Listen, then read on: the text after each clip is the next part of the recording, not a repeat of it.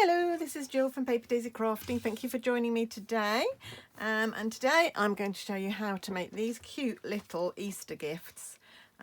So cute and so easy to make. Really lovely. Just a little something. There's 6 little mini eggs in there. And they're foiled eggs. I got them, I'm in the UK, as some of you will gather from my accent, and I got them from Sainsbury's. They come in a net like this, and as soon as I saw them, I realised that they coordinated. I thought, oh, we've got Granny Apple Green, Melon Mambo, Daffodil Delight, and Coastal Cabana there. So when you're a Stampin' Up demo, you see everything through the eyes of our colour scheme. So I'm going to show you how to make these today. Just a little reminder before I do that if you want to order for any of the products that I'm using today, use my code. This is the code for March. Add it to the host code box as you're shopping, and I'll be able to send you a free product gift next month. That's just a little reminder. Right, so I've got this bag here, and I think there's 5 or 6 little eggs in each of these packages. So like I said, these are from Sainsbury's in the UK. These were 80p for this little net of eggs. And how many's in there? 1, 2, 3, 4, 5, 6. So you could do at least 3 of these little gifts with those. So that's quite a cheap little way just to give to somebody to say, have a nice Easter.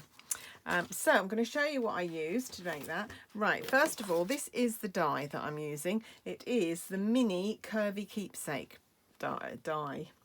keepsake box die. We had a mini keepsake, a mini curvy keepsake. No, we didn't we had a normal curvy keepsake box a while back, which I loved, and I made loads of Christmas ones. I made snowmen and penguins and Father Christmases. They were lovely. And then they brought this one out a couple of years ago now, I think, and I haven't actually used it very much, but it's lovely, and it just makes such a cute, and this would look so great if you were having an Easter dinner. Although we can't get anyone round for dinner, but maybe for next year. You could just put these on the places, or you could just hand these out. I'm going to hand these to friends.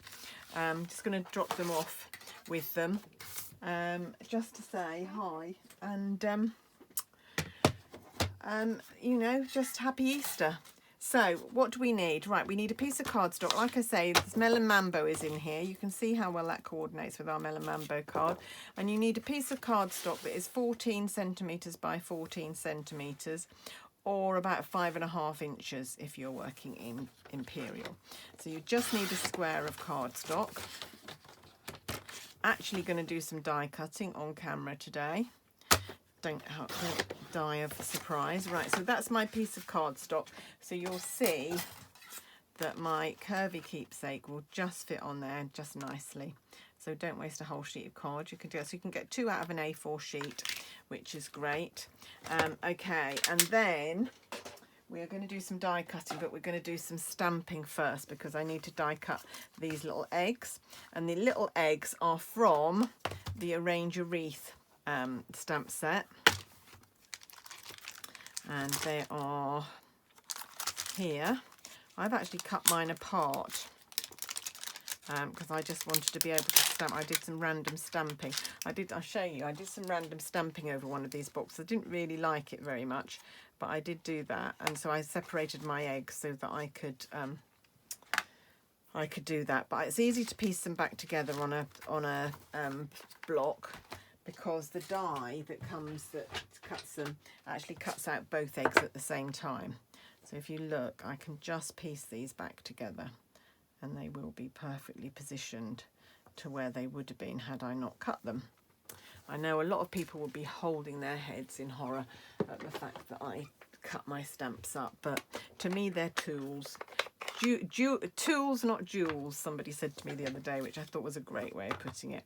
So I'm just going to stamp these in Melon Mambo on a little scrap of Whisper White card. Lovely. See how great they stamp, aren't they lovely? Gorgeous little eggs.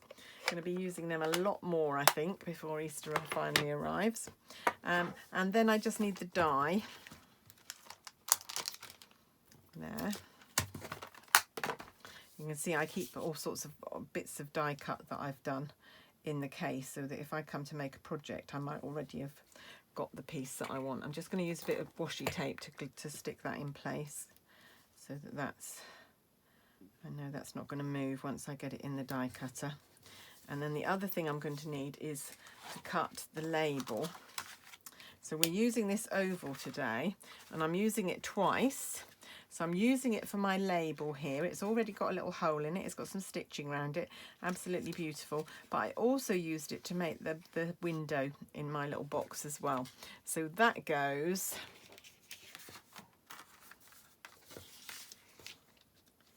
here. Fairly sure. I'm just checking. Yes, it goes here. So it's going to go there. So I'm just going to, again, use a little bit of washi tape to make sure these don't move. So I want them to stay in position while I put them through the die cutter. So just a little bit of washi tape. Just putting that on my clothes. If I just show you, it's got stuck now. I just press it on whatever I'm wearing to take off a bit of the sticky, because I don't want it to pull the cardstock off once I've die cut it. So just about there is where I want my oval window to be. So and then I need to bring my die cutter. It has to be the big one. I can't use my mini. So let's just get rid of my grid paper. Love, love, love this machine. Loving it more all the time. I wasn't convinced that I actually needed a new die cutting machine when I bought it. I bought it because I wanted to be able to show my customers. But look how smoothly that goes through, and it's so solid. It's got these great big thick plates. It's just so solid and so lovely. Makes light work of die cutting. I'm really impressed with it. And I did love my Big Shot, so for me to be defecting now to the Stampin' Up one is a big deal for me, because I loved my Big Shot and I'd had it for, oh, I don't know, 13 years, but maybe more than that. Right, now then, all I need to do now is I'm going to cut my eggs, which seem to have moved, so I'm going to reposition them. Just make sure they are lined up nicely. I want to die cut these out properly. And then on the other bit of this cardstock, I'm just going to do another label, but this time in white. And then that's everything we need to make our box. There we go. See how smoothly that goes through. My Big Shot used to clunk and make a heck of a racket. So that's brilliant. Right, so we've now got our box. Oops, put that down there. We've got our box with the window cut out. We've got our eggs, and we've got a label. And I've got some ribbon here that I'm going to use. So first of all, I'm going to take my bone folder, and I'm going to crease so that we've got a nice crisp crease at the bottom of my box. And then what I'm going to do is I'm going to take my bone folder and very carefully just pull this cardstock along by it to just fold. It's tricky to do the one with the window. It's a lot easier to do these ones. You just want a nice gentle curve. So I'm just pressing the bone folder between my thumb and my the cardstock between the bone folder and my thumb, and pulling it, and it just gives you a nice curve. And then before I put my bone folder away, I'm just going to fold these little slips as well. Such an easy little project, this one. Right, there we go. That's my box that will go together like that. But before we do that, we need to attach a window, because otherwise your eggs will all be spilling out of this window. So you just need a little bit of window sheet, and you need a little bit of Tombow glue. So you need to go round the edge here. This is coming out quite fast, actually. Probably don't need that much. I might just... I'm going to just remove a little bit of that glue. There's a bit too much there, and I don't want it spilling over the edge. So you only need a tiny, might be better to apply it in the first place with the cocktail stick, thinking about it. and it won't matter if it dries, because as it dries it goes kind of tacky, and that's what you want for the window sheet to cling to. So I'm just going to leave that for a couple of minutes just to dry a little bit while I stamp Happy Birthday, which is from the Wish for Everything stamp set, and I've lined them up. I've lined up Happy Easter on here. You may have to play around a bit to get it straight and set up. I've already got mine set up, and I'm going to stamp that with Melon Mambo onto my tag like so, and then I'm going to stick on the edge, and I've got a little bit of glue that I've just taken off that I can use here. Which one should we use? Should we use a spotty? We'll use a spotty one this time. We're just going to put a little bit of glue on to glue our egg on the end there. So maybe put the glue on here, just so we know where it's going to go. There we go. Like so. And then we're going to come back to here, and yeah, that's nice and tacky now. So I'm going to take the die that I used to punch that out. I'm going to put it on my window sheet and just roughly cut round it. We're leaving a bit of a border. Don't cut it too close to the die, but just cut round there, leaving a little bit of a border, like I say. There we go. And then that is going to pop over. Oh, got a rogue bit there. Get that out of the way.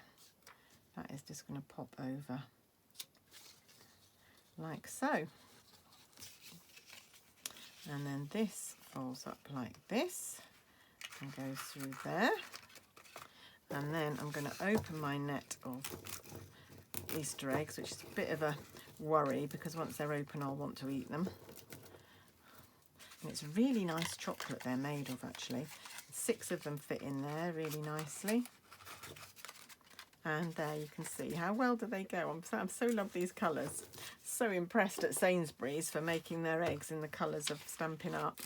There's our label, which is going to go on there. But we need a little bit of ribbon. I'm using Whisper White. Where does it tell you? Crinkled Seam Binding.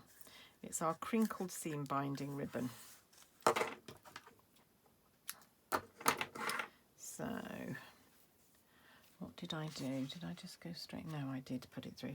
So, just I've forgotten what I did. I made these a couple of weeks ago, the other ones.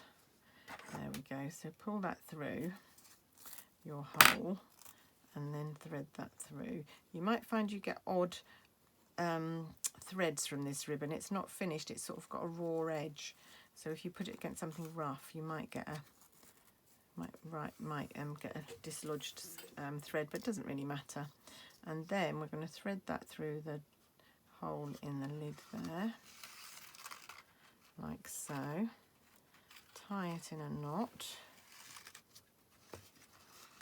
and you really want the bow to be on the front, so try and get your knot towards the front here. There we go. I don't know why that's... There we go. That's better. And then just tie a bow. And as you know, my history of tying bows on camera is not great.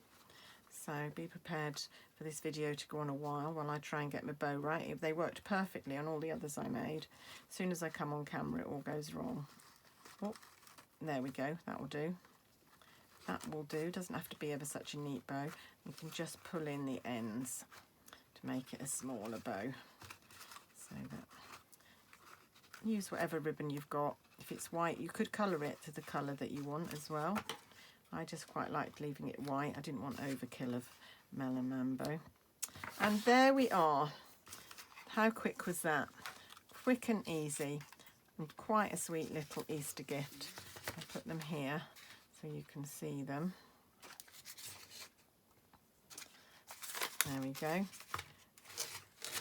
How lovely would they look lined up on an Easter table? Really gorgeous. So I hope you've enjoyed that simple little project. Getting together for Easter now. I've made a couple of cards. I've made this gift. Still thinking about Easter projects at the moment. It's still a couple of weeks away, so we've got time.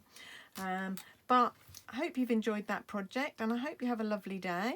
Hope you might give it a go even. This die for these is so useful. I made Christmas boxes. I made favours for my daughter's wedding that never happened. They're still waiting to be used. So useful to have this, and I've got a feeling that it's not going to be in the catalogue next time. So if you want it, it might be a good idea to buy it now, because I've got a feeling it will be retiring when the new catalogue comes out. It's been in the catalogue for quite a while, and they like to change things around a bit. So yeah. Anyway, that's it from me today. Thanks so much for watching. Please press the subscribe button if you haven't already done so. I'm desperately trying to get to 5,000 subscribers. And don't forget that I've got a buy one get one free sale on my blog. If you'd like to have a quick look, just pop over to my blog. There's tabs along the top. And you can have a look and see, and all the instructions are there. You buy one thing from the sale and you get anything else from the sale absolutely free. Anyway, that's it from me today. Thanks very much for watching, and I'll be back very, very soon with another project. Thanks very much. Bye-bye.